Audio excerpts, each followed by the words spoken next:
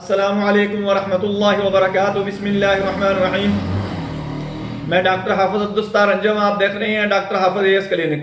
दोस्तों, पाँव पर जो सूजन आ जाती है, इसकी क्या वजह होती है, किस वजह से होती है और इसको कैसे ट्रीट किया जा सकता है, कैसे इससे बचा जा सकता है, मैं पूरी तफसील बताऊंगा। पूरी वीडियो देखें, आपको बहुत ज्यादा फायदा होगा। मेरा आज का जो मौजू होगा वो होगा हाउ टू फुट स्वेलिंग। दोस्तों, पाँव पर जो सूजन आ जाती है, इसके मुख्तलिफ काजिज हैं। चूंकि लॉ ऑफ ग्रेविटी जो है, इसकी वजह से जो नीचे खून आता है, ऊपर जाने के लिए उसको मुश्किल बन जाती है। सबसे मेन काजिज और सबसे जो ज्यादा वजह बनते हैं वो है कि एक तो उम्र की वजह होती है कि उम्र जब ज्यादा हो जाती है।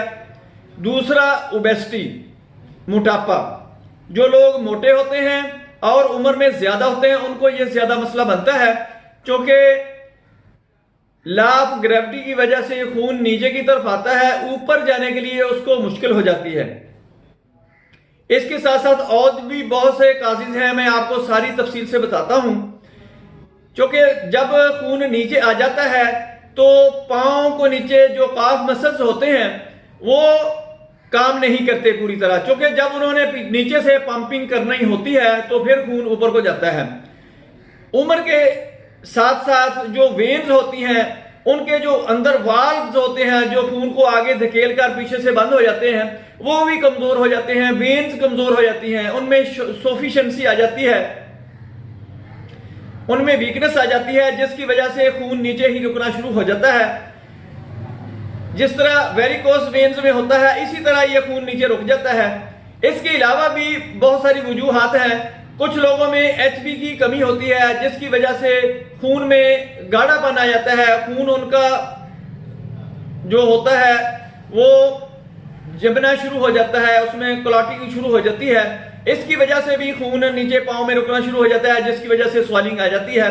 क्योंकि बाद लोग जो उम्र रसीदा होते हैं, कमजोर होते हैं, जिस्म में मोटे होते हैं, किसी बीमारी की वजह से अगर कोई बंदा बहुत ज्यादा कमजोर हो जाता है, जिसकी एचबी बहुत ज्यादा कम हो जाती है, वो खुसूसन सर्दियों के मौसम में जब टेम्परेचर नीचे आता है, सर्दी बढ़ती है, तो उस वक्त पांव के ऊपर स्वेलिंग होना शुरू हो जाती है, पांव सूजना शुरू हो जाते हैं।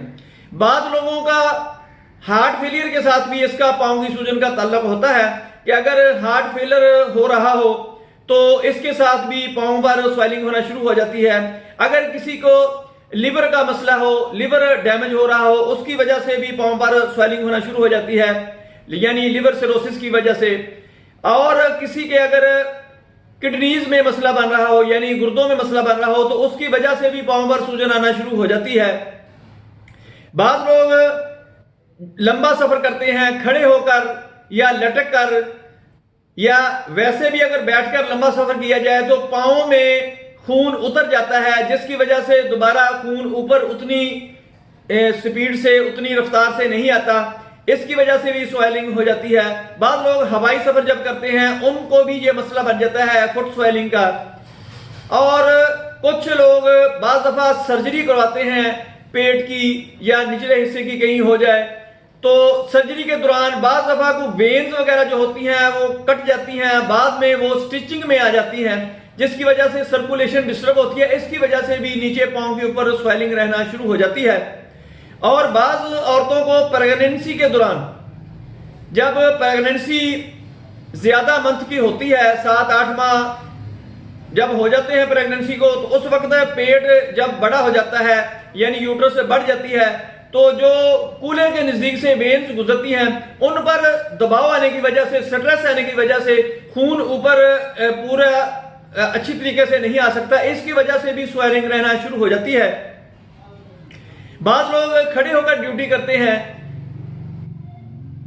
जो लोग लंबा अरसा तक खड़े रहते हैं, उनके पांव में भी स्वेलिंग नीचे, क्योंकि ग्रेविटी की वजह से खून, कश्श शकल की वजह से खून ऊपर नहीं आता, इसकी वजह से वो वहां पर रुकता रहता है, तो उनको भी स्वेलिंग आ जाती है। दोस्तों, इससे बचा कैसे जा सकता है?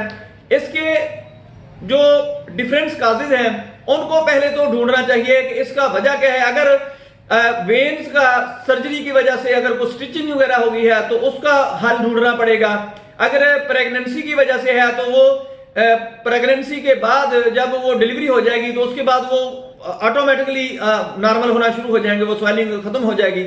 अगर किसी को हार्ट फेलियर का मसला है तो उसके लिए मुख्तलिफ टेस्ट हैं जो सजेस्ट किए जाते हैं, वो करवाकर इसको डायग्नोज किया जा सकता है। अगर लीवर सिरोसिस हो तो उसको भी आप डायग्नोज करके उसको ट्रीट करके ये पाँव की स्वेलिंग फिर खत्म होगी अगर वो लीवर के साथ मुताल्लिका होगा।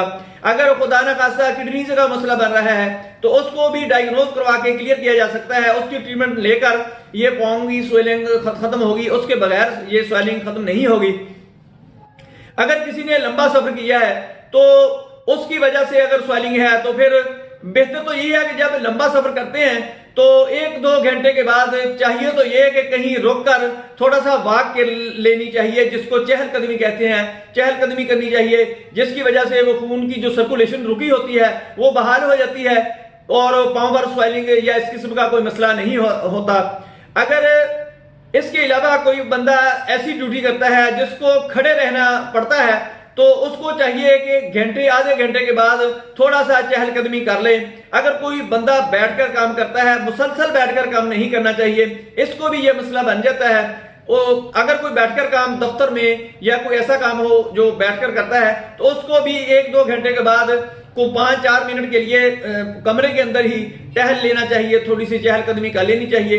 ये इसकी बचाव की तदाबीर है।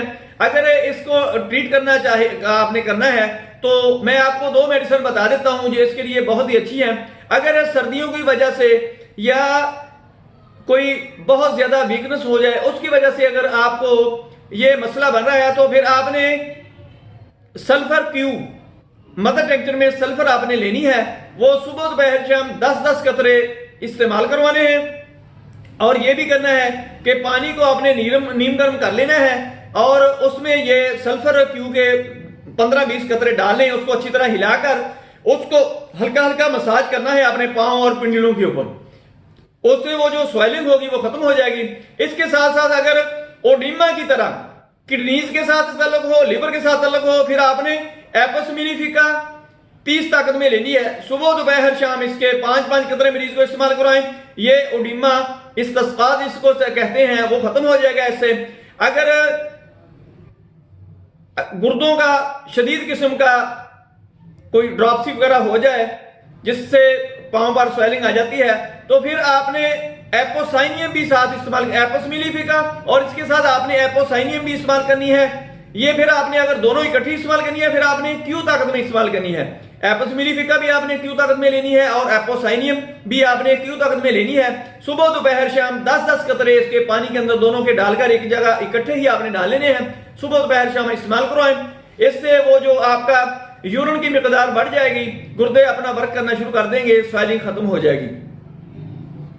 दोस्तों इसके साथ आपने जो सबसे बड़ी एहतियात है वो ये करनी है कि ज्यादा वक्त लेटें और लेटते वक्त आपने ये करना है कि पांव के नीचे सरहाना एक की बजाय 2 सरहाने रख लें ताकि जो आपका ये पांव का लेवल है वो आपके हार्ट से, आपके जिस्म से थोड़ा सा ऊपर हो जाए, जिससे खून की सर्कुलेशन दूसरे जिस्म बॉडी की तरफ आना शुरू हो जाए, वो पाँव की स्वेलिंग इससे भी खत्म हो जाती है। दोस्तों मेरी वीडियो पसंद आए इसको लाइक करें, दोस्तों रिश्तेदारों में शेयर करें, please press bell icon to get alerts, मेरे चैनल को सब्सक्राइब करें। अगर आपके माइंड में कोई क्वेश्चन हो तो मुझे कमेंट करें, मैं आपको जवाब दूंगा। अपना ख्याल रखें, stay connected, stay happy, stay healthy. अल्लाह हाफिज।